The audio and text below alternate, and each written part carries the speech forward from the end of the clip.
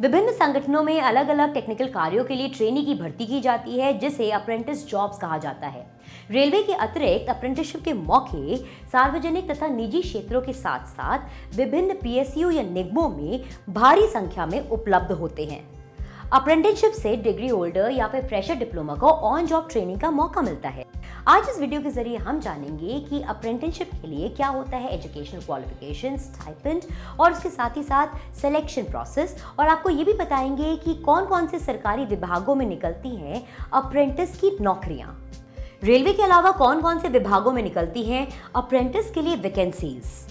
Central और state government के कई विभागों, PSU, army, navy, air force, railway इत्यादि में समय समय पर अप्रेंटिस की नौकरियों की वैकेंसीज निकलती रहती है।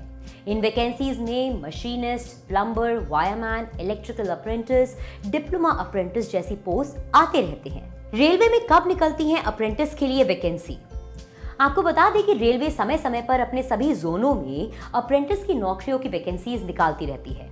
इन जोनों में South Western Railway, South Eastern Railway, East Central Railway, North East Railway, North Western Railway, North East Frontier Railway, Eastern Railway, Southern Railway, Central Railway, West Central Railway, East Coast Railway, East Central Railway और Konkan railway आते हैं। इन सभी जोनों में vacancy ज्यादातर नवंबर से जनवरी के बीच में निकलती है। अप्रेंटिस पोस्टों में कौन कौन से ट्रेड आते हैं? अप्रेंटिस पोस्टों में plumber, fitter, machinist, wireman, electrician आदि जैसे कई पोस्ट आते हैं। आइए जानते हैं कि इन पोस्टों के लिए क्या होती है क्वालिफिकेशन और एज लिमिट। सबसे पहले बात करते हैं फिटर के बारे में। इसके लिए जो शैक्षणिक योग्यता चाहिए होती है वो है कि आप 10वीं या समकक्ष परीक्षा में 50% अंकों के साथ उत्तीर्ण हुए हों। उसके साथ ही फिटर ट्रेड में ITI भी किया हो। इसके लिए आपकी आयु होनी चाहिए 15 से 24 साल के बीच में। अब अगर बात करें पेंटर के बारे में, तो इसके लिए शैक्षणिक योग्यता की जो जरूरत होती है वो है कि आप 10वीं या समकक्ष परीक्षा में 50% अंकों के साथ उत्तीर्ण हुए हों और साथ में आपने पेंटर ट्रेड में ITI भी करा हो। इसके लिए जो आयु की योग्यता है वो है 15 से 24 साल के बीच। अब बात करते हैं वेल्डर के बारे में। इसके लिए जो शैक्षणिक योग्यता की जरूरत है वो है 10वीं या समकक्ष परीक्षा में 50% अंकों के साथ उत्तीर्ण होना और साथ ही वेल्डर ट्रेड में ITI होना। इसमें आयु सीमा होती है 15 से 24 साल के बीच। आइए अब बात करते हैं अप्रेंटिस पोस्टों के लिए जरूरी शैक्षणिक योग्यता। जहां तक शैक्षणिक योग्यता का सवाल है तो अप्रेंटिस पदों के लिए अप्लाई करने के लिए कैंडिडेट्स को 10वीं पास होना जरूरी है। इसके लिए बहुत जरूरी है कि उम्मीदवारों को किसी भी मान्यता प्राप्त बोर्ड से न्यूनतम 50% अंकों के साथ 10वीं कक्षा में उत्तीर्ण होना चाहिए। इसके अतिरिक्त उम्मीदवारों के पास टेक्निकल सर्टिफिकेट के अंतर्गत केंद्र सरकार और राज्य सरकार द्वारा मान्यता प्राप्त संस्थान से national council of vocational training या state council of vocational training से ITI प्रमाण पत्र भी होना चाहिए। पर्याप्त अंक भी होने चाहिए जो संबंधित संगठनों द्वारा निर्धारित किए जाते हैं। अप्रेंटिस पोस्टों के लिए आयु सीमा और सिलेक्शन प्रक्रिया।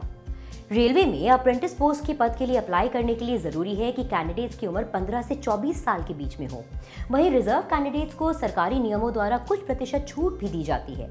इन पोस्टों पर सरकार द्वारा तय किए गए स्टाइपेंड ही दिए जाते हैं जो कैंडिडेट की जॉब प्रोफाइल पर निर्भर होता है। कई अप्रेंटिसशिप में प्रशिक्षण पूरा करने के बाद आपके प्रदर्शन के आधार पर उसी संगठन में नियमित आधार पर नियुक्ति भी दी जाती है। अप्रेंटिस पोस्टों पर मेरिट के आधार पर सिलेक्शन किया जाता है। रेलवे में कैंडिडेट को फिट होने पर ही सिलेक्ट किया जाता है। अगर वो मेडिकल टेस्ट को फेल कर जाए तो उसका कैंडिडेचर कैंसिल कर दिया जाता है। अप्रेंटिस ट्रेनिंग के दौरान और नौकरी लगने के बाद कितनी मिलती है सैलरी? रेलवे बोर्ड के नियम अनुसार कैंडिडेट को 1 साल की अप्रेंटिसशिप ट्रेनिंग दी जाती है। इस ट्रेनिंग के दौरान एक अप्रेंटिस कैंडिडेट को रेलवे बोर्ड के नियम अनुसार ही स्टाइपेंड दिया जाता है। ये स्टाइपेंड एक परमानेंट अप्रेंटिस के बराबर भी हो सकता है। साथ ही उसको travel allowance, DNS allowance, medical allowance जैसे अन्य बहुत सारे भत्ते भी दिए जाते हैं। अगर आपको हमारा ये वीडियो अच्छा लगा हो तो इसे लाइक करना ना भूलें और शेयर जरूर करें। Well, on that note, if you wish to watch any more similar videos, तो आप जरूर विजिट करें jagranjosh.com. Till the next time, it's a goodbye.